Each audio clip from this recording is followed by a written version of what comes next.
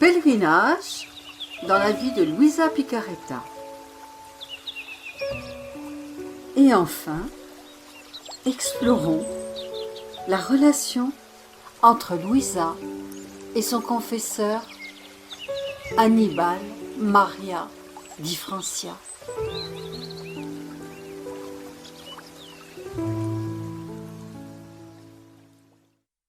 Ma tante Rosaria parlait souvent et bien volontiers du bienheureux Annibale di Francia, fondateur des Pères rogationnistes et des Filles du Divin Zèle.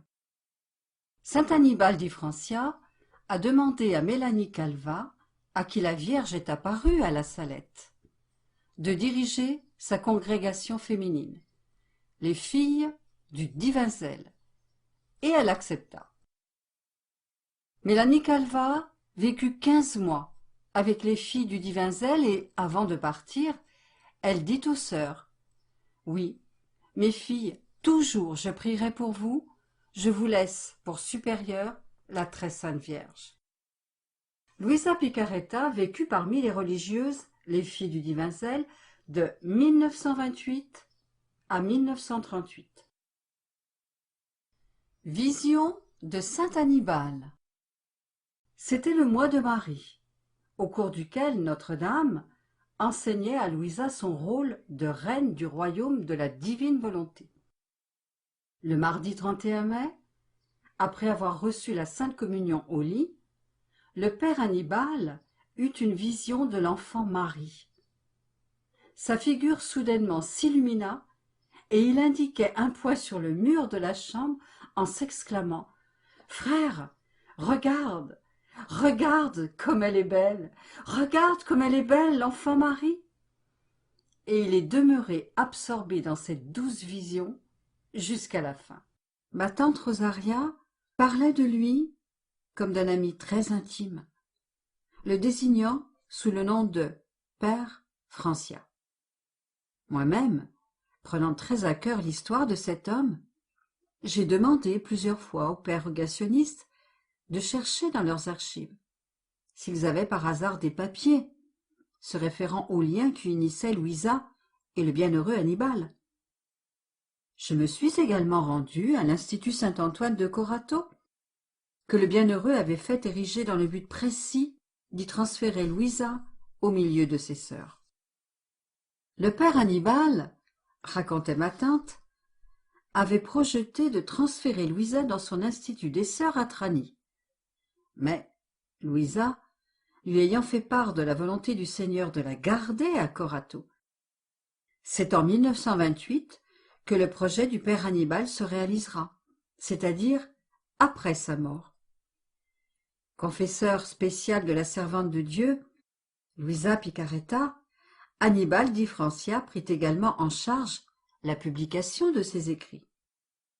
Il est de ces prêtres dont la sainteté et le service auprès des orphelins et des jeunes laissés pour compte édifièrent l'Église de Dieu. Leur apostolat fut d'un grand concours pour l'Italie et pour l'Église de l'époque, frappée par une forte vague d'anticléricalisme. À en croire les paroles de ma tante, le bienheureux jouissait d'une grande estime auprès de saint Pie X, qui lui accordait facilement des audiences privées. Le pape montrait, paraît-il, beaucoup d'intérêt au cas de Luisa Picaretta. C'est à lui que notre bienheureux soumettait d'ailleurs ses écrits avant de les éditer. Annibale se rendait périodiquement chez Luisa, via Nazario Soro, pour des conversations spirituelles qui duraient des heures. Souvent, il amenait avec lui un évêque italien ou d'ailleurs. Ma tante se rappelait d'un évêque de Hongrie. Pour lever certains doutes, le bienheureux père amenait chez elle des théologiens qui, à l'issue de leur longue conversation avec la servante de Dieu, se retiraient dans une autre pièce pour discuter encore longuement de ce qu'ils venaient d'entendre. Ma tante se rappelait qu'un évêque hongrois, après avoir parlé avec Luisa, était sorti de la pièce, l'air bouleversé, en disant dans un mauvais italien prier pour mon peuple. Louisa lui avait annoncé qu'un sombre avenir attendait sa patrie. Rosaria ne sut me dire avec précision de quel évêque il s'agissait, ni d'où il venait exactement. Elle me dit simplement « Évêque Magyar ». Je compris qu'il s'agissait d'un évêque hongrois. Les visites du père Hannibal ne se réduisaient pas à de simples entretiens avec Louisa. Il donnait chez elle des conférences pour tous ceux qui fréquentaient sa maison, la plupart étant des jeunes garçons ou de jeunes filles. Ces conférences feront d'ailleurs naître beaucoup de vocations, puisque plusieurs filles décidèrent de prendre le voile, et beaucoup de garçons entrèrent dans les ordres. La toute jeune congrégation du père Hannibal en accueillit beaucoup. Beaucoup de gens allaient chez Louisa dans l'intention de se confesser au père Hannibal. Ceci m'a été confirmé par le chanoine Andrea Bevilacqua, qui du temps de son séminaire allait lui aussi s'y confesser. Le père Hannibal était également confesseur spécial du vénéré et bien-aimé archevêque de Trani, monseigneur Léo. Ma précédente publication ne fait nulle part mention du bienheureux Hannibal di Francia, car il me fut conseillé de me taire, alors, pour éviter toute entrave à la cause de béatification en cours. Il serait très intéressant de consulter les archives de la congrégation des pères rogationnistes et celles des filles du divin zèle, où très certainement l'on retrouverait des traces de la longue correspondance qu'entretenaient entre eux la servante de Dieu, Luisa Picaretta, et le bienheureux père Hannibal. Ma tante me disait que la règle de l'Institut était axée sur la spiritualité de Louisa. Il serait intéressant de lire les anciennes règles et constitutions des deux instituts. J'espère que maintenant que le père Hannibal a été proclamé bienheureux par l'Église, les rogationnistes et les filles du divin zèle pourront élever la servante de Dieu, Luisa Picaretta, à sa juste valeur. Ses prières, ses conseils et ses écrits ayant fortement contribué à leur essor. Il reste encore beaucoup à dire sur les liens qui unissaient le bienheureux Hannibal, la servante de Dieu, Luisa Picaretta, et saint Pie, pour lequel Louisa avait une grande vénération. À l'époque déjà, elle le vénérait comme un saint. Elle disait souvent « Le Seigneur a donné à l'Église de notre époque 2 grands pontifes. Le premier, fils bien-aimé de la Vierge Marie, en référence à Pie X. Le second, défenseur de la foi et de l'Eucharistie. Le bienheureux Hannibal di Francia aura à surmonter de grandes épreuves avant de pouvoir réaliser son projet de transférer Louisa dans une des maisons de sa congrégation.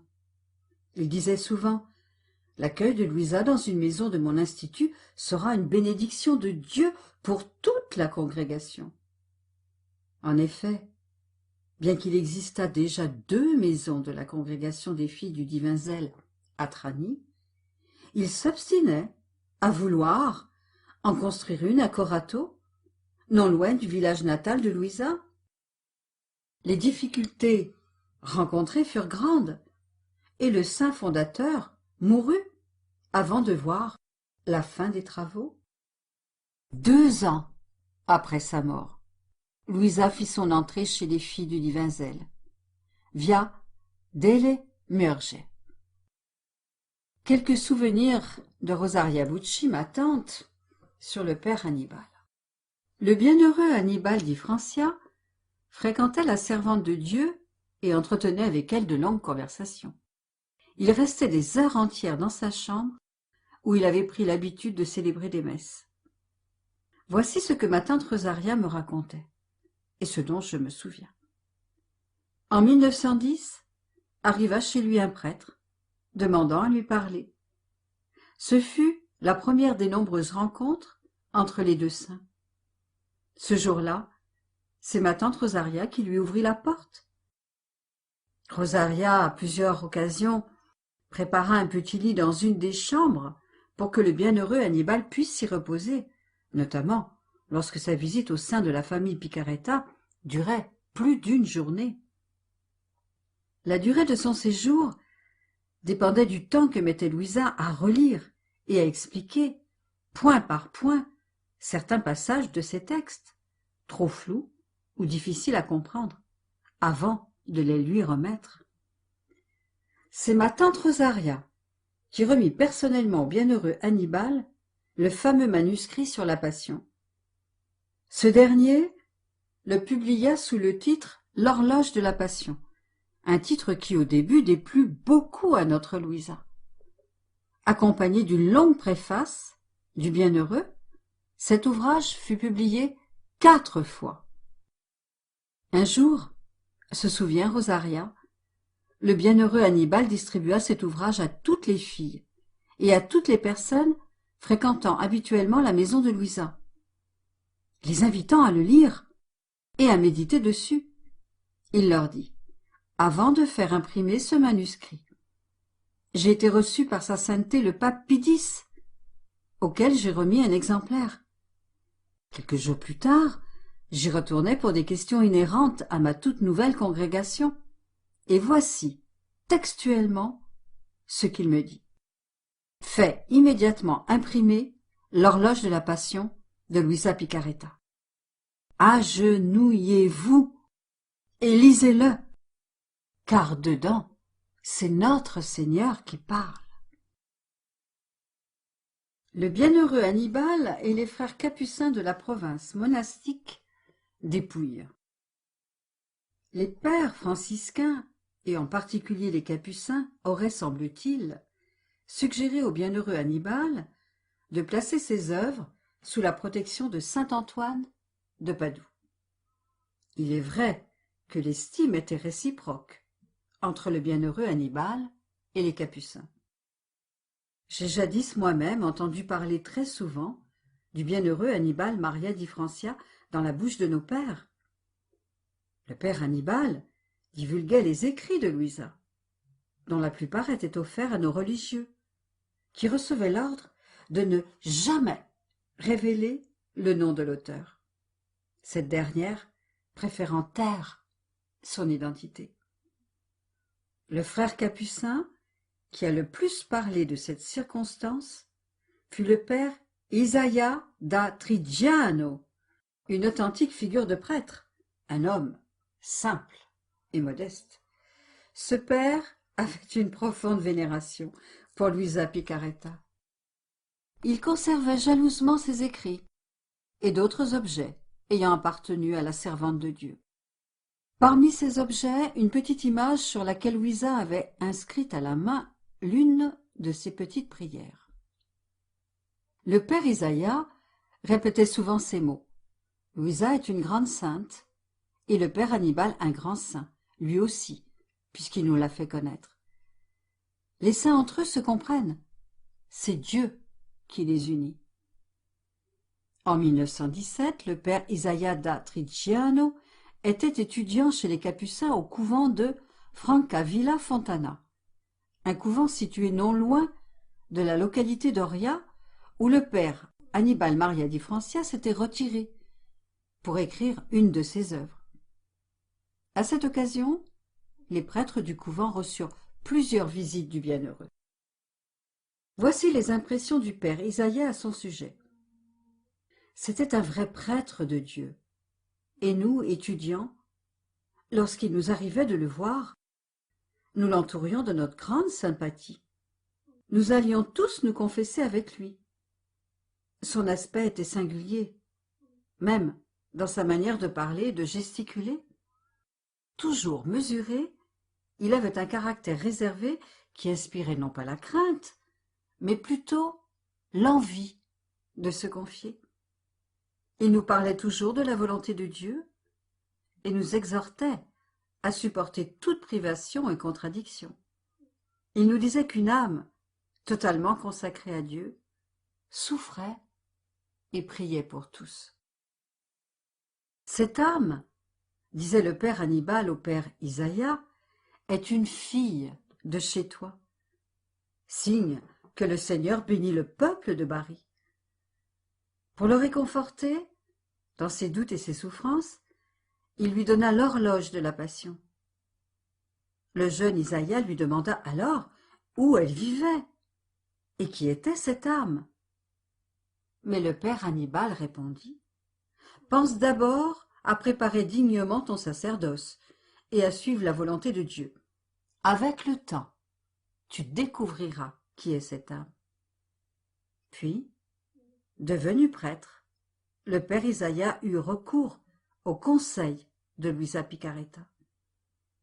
Il prit l'habitude d'aller la trouver, cherchant en elle un réconfort pour poursuivre son apostolat, mis à mal par les mauvaises langues. Plusieurs pères furent en contact avec le père Annibal et, grâce à lui, firent la connaissance de Luisa. Comment oublier le père Daniele da Trigiano, cette superbe figure de capucin, fine fleur de saint François. Sa simplicité, ses paroles, ses gestes sont encore vifs dans la mémoire de notre province monastique. Le père Daniele parlait de Luisa Picaretta comme d'une créature venue du ciel. Et lorsque, jeune séminariste, je me rendais chez lui pour me confesser, il disait toujours: « C'est toi, Bucci de Corato? Tu as connu Luisa? Sache que c'est une grande sainte et que tu ne dois pas t'arrêter de prier si tu veux être prêtre. » Le père Daniele fut l'historien de Trigiano. Il écrivit plusieurs manuels de piété, puisant à pleine main dans les livres de Luisa Picaretta. La manière dont il parlait de Luisa nous fit penser qu'il avait eu des contacts directs avec la servante de Dieu et avec le vénérable Annibal. J'ai également entendu parler de la servante de Dieu Luisa Picaretta par les pères suivants: le père Giovanni de Bellis, souvent invité à faire des sermons à Corato, et qui en profitait pour se rendre chez Luisa; le père Giovanni, qui était avec moi au couvent de Trinita Poli, alors que j'y étais comme supérieur et curé de paroisse, me parlait souvent de Luisa Picaretta et du bienheureux Annibal Maria di Francia, qu'il avait connu personnellement. J'eus la chance d'assister les derniers instants de la vie du père Giovanni, mort à l'âge de 92 ans. Il mourut en prière, les mains jointes, son chapelet entouré autour de ses doigts. Ses dernières paroles furent: « Que la volonté de Dieu s'accomplisse. » C'était en 1982. Le père Terenzio da Campi Salantina avait lui aussi une grande vénération pour la servante de Dieu Luisa Picaretta, et à chaque fois que nous nous rencontrions, il me parlait d'elle. C'est lui qui m'annonça l'ouverture du procès de béatification du père Annibal, confesseur de Luisa. Quand j'étais jeune novice, au couvent d'Alessano, le père Terenzio était supérieur. Un jour, il m'offrit ce témoignage. Ma foi traversait une période de crise, et un jour, je me rendis chez Luisa, qui, après m'avoir gentiment écouté, clarifia tous mes doutes en me donnant des explications théologiques si claires et si profondes qu'elles furent pour moi une révélation. Tous les doutes que mes études de théologie n'avaient pas réussi à effacer, c'est elle qui me les ôta. Luisa avait le don de la science infuse, c'est certain. Le père Guglielmo da Barletta, l'un des prêtres les plus illustres de la province, plusieurs fois ministre provincial, recteur de notre institut de théologie, profita un jour d'un cours sur l'ascétisme pour nous parler du vénérable père Annibal et de ses œuvres. Il parla longuement de l'horloge de la Passion et du livre de Marie dans le royaume de la volonté divine. Au sujet de Luisa Picaretta, il déclara: « C'est une grande et merveilleuse âme, et nous ne sommes même pas le quart de ce qu'elle est. » Presque tous nos prêtres de l'époque eurent des contacts directs ou indirects avec le vénérable Annibale et Luisa Picaretta. Parmi eux, le père Zaccaria de Trigiano, plusieurs fois provincial, le père Fedele de Montescaglioso, le père Giuseppe de Francavilla Fontana, le père Tobia de Trigiano, le père Antonio de Stigliano, qui laissa plusieurs écrits sur le serviteur de Dieu Fra Dionisio de Barletta, le père Arcangelo de Barletta, lui aussi provincial, le père Pio de Trigiano, provincial, le père Gabriele de Corato, le père Timoteo d'Acquarica, grand ami du dernier confesseur de Luisa, dont Benedetto Calvi, qui prêcha maintes fois dans sa paroisse. Il assista aussi au transport de la dépouille de Luisa du cimetière à l'église et célébra en l'église mère la fonction de l'ouverture du procès de béatification de la servante de Dieu, Luisa Picaretta.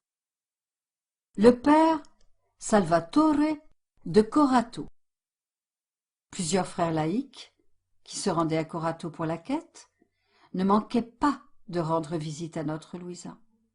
Le frère Ignazio, le frère Abele, le frère Rosario, le frère Vito, le frère Crispino, très enthousiaste, me parlaient souvent de Luisa.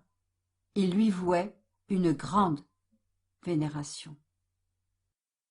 Après la mort du père Annibale, Luisa écrit ceci, en date du 1er juin 1927. Il était le seul qui me restait, à qui je pouvais ouvrir ma pauvre âme. Il me comprenait si bien. C'était à un saint à qui je me confiais, qui saisissait très bien toute la valeur de ce que Jésus me disait concernant la divine volonté. Il avait tant d'intérêt à ce sujet qu'avec insistance, il avait pris avec lui tous les écrits dans le but de les publier. Et une des plus importantes révélations que Jésus a faites à Luisa concernant son confesseur. Saint Annibale, dit Francia, est la deuxième créature après la Vierge Marie à avoir vécu dans la divine volonté et être montée au ciel.